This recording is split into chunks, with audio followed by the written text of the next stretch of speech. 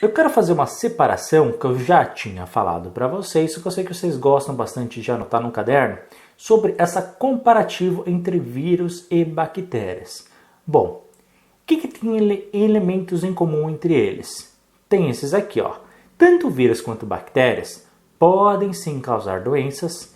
Eles vão se multiplicar em locais ligeiramente diferentes, mas não vou explicar isso porque não vai cair na sua prova. E eles são invisíveis também, ou seja, você não vai ver, olhar para a rua e de repente, olha ali um vírus passando, olha a bactéria ali passando. Não, você não vai ver. Eles são invisíveis, eles vão se multiplicar, só que a grande maioria causam doenças, tá?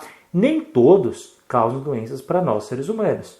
Outros só causam para alguns animais, outros causam doenças mais graves para uma espécie do que para outra.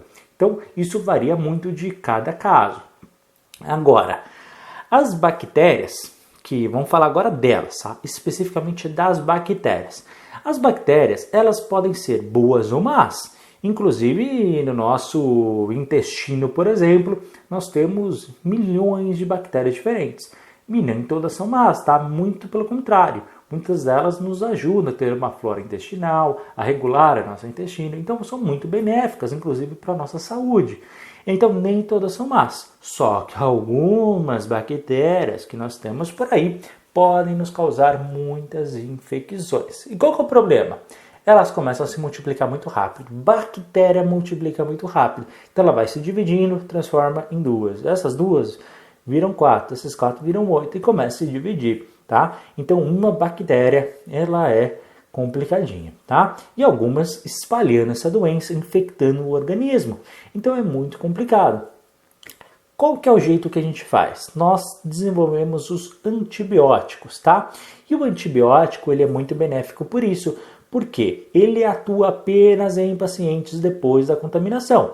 Então, adianta tomar o antibiótico antes? Não, só depois. E esse antibiótico, ele deve obrigatoriamente ser usado apenas para combater a bactéria específica. E outro detalhe, ela tem que atuar durante todo o tempo que está sendo aplicado, tá? Então, se o médico te passar 10 dias, você tem que passar os 10 dias tomando aquele antibiótico. Por quê?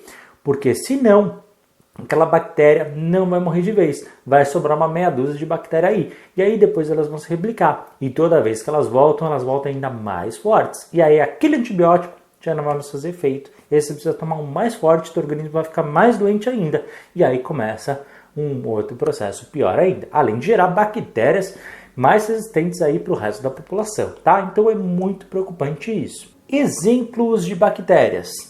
Nós temos doenças aí como tuberculose, o tétano e a cólera. Então, e os vírus? Bom, os vírus, eles também vão se multiplicar, tá? Só que eles precisam de um organismo vivo para fazer isso, ok? E essa multiplicação, ela acontece dentro das células. Olha só que curioso. Só que é o seguinte, nem todo vírus ataca todos os organismos, tá? Então, cada doença depende do organismo que ela está atuando. E aí, você tem alguns exemplos. Então você tem, por exemplo, as doenças como a gripe, a dengue, o sarampo, a catapora, entre outros, tá? Só que nesse caso, a gente não faz uma ação de combater a doença depois da contaminação. Claro, você pode combater o sintoma, né? Se tiver uma febre, aí é diferente. Agora, qual que é a ideia? Que a gente haja com os vírus antes do seu processo antes do seu processo de contaminação, ou seja, através da vacina. E o que a vacina é? Nada mais é do que uma prevenção, ou seja, eu vou utilizar a vacina antes do meu paciente, da pessoa ali que a gente está falando, ser contaminado com aquele vírus. Então, por isso que a gente tem como uma ferramenta de saúde pública, porque todo mundo é vacinado com aquilo. Então vou tomar uma vacina que seja aí, por exemplo, a vacina da dengue. O que ela vai fazer? Vírus enfraquecidos, vírus mortos daquela dengue vão estar no meu organismo. E aí o que acontece? É muito mais fácil o meu corpo produzir, através dos glóbulos brancos, produzir defesas de anticorpos. O que é anticorpo? ele vai fazer, são os elementos que nos protegem, e eles vão ser produzidos em larga escala para combater aquele vírus. Quando eles olharem aquele vírus e ver que aquele vírus que foi colocado da vacina no nosso corpo, que eles são muito fraquinhos ou até mesmo mortos, é muito fácil para eles vencerem. E qual que é o legal? Alguns vírus a gente consegue guardar esses anticorpos por muitos e muitos anos, tá? Alguns por 1 ano, outros por 5, outros para a vida inteira. Então a gente fica fortalecido durante um bom tempo. Se em algum momento aquela doença chega no nosso corpo, adivinha? A gente já tem a defesa completa, ou seja, rapidamente ele é eliminado. Como resultado, a gente consegue ficar muito menos doente. Provavelmente você nem vai perceber que ficou, provavelmente você nem vai ter febre, você não vai ter nenhum sintoma, ou sintomas muito menores do que se você não tivesse defesa nenhuma, tá? Então fica muito mais fácil.